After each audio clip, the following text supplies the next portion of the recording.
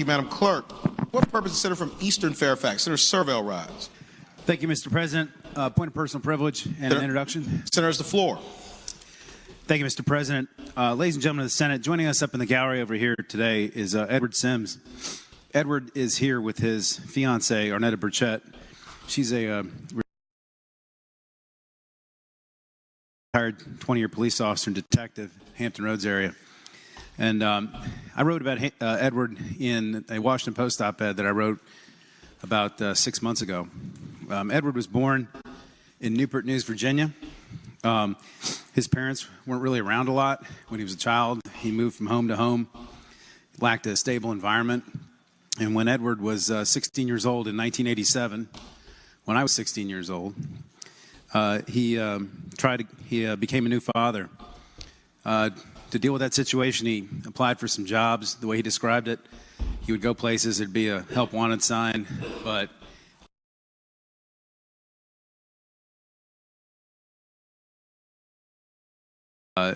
he was either too young or didn't have the right skills.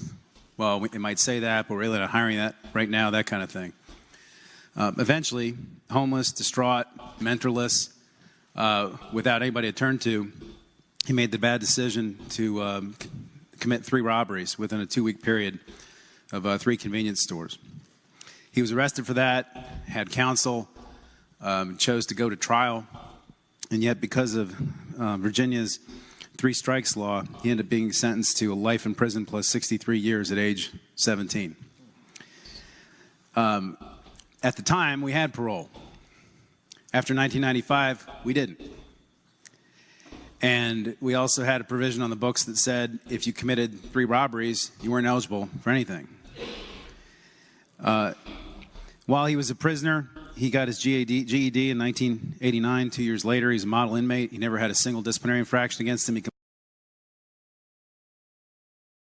completed college-level coursework. He tutored other inmates, held numerous positions of responsibility, and did everything he could to try and show that he was ready to be released, even though the law didn't allow him to be.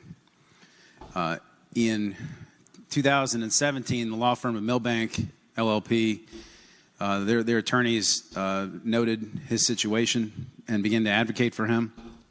In 2018, I introduced legislation to try to change Virginia's 3 strikes anti-parole rule to say that you have to be at liberty between each offense instead of 3 offenses that are as part of a spree.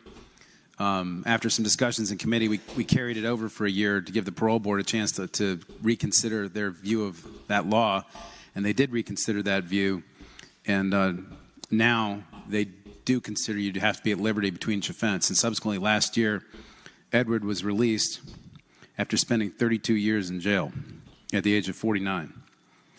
And this happened again for crimes that he committed when he was a child, where not a single person got injured. That, folks, is the consequence of some of these laws that have passed. Today, he works as an auto mechanic. He's now learning how to use a cell phone because we didn't have those when he was when he went in. He is using his experience to advocate to others to try and make sure that other children don't make the same kinds of choices that he made. He's working on his public speaking skills. He's talked a lot in my office this morning. He's pretty good at that.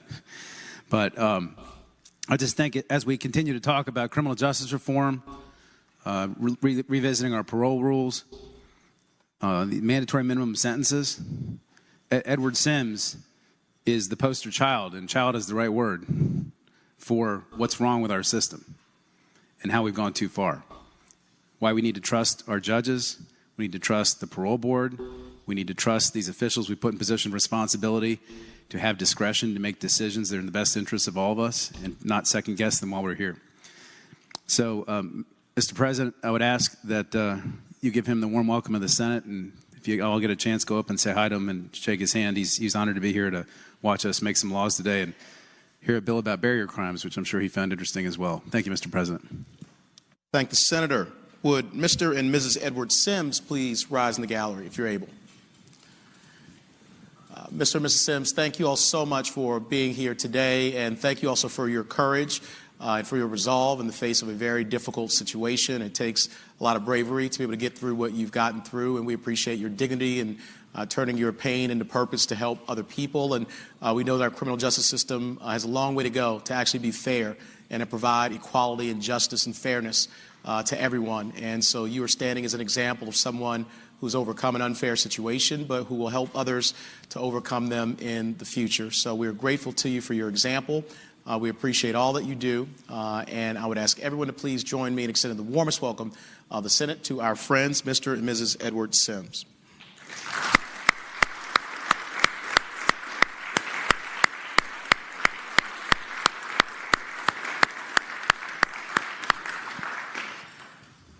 Senator from Henrico, Senator Donovan.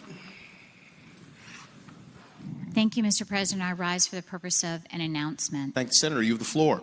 This evening over in the Patrick Henry building, there will be the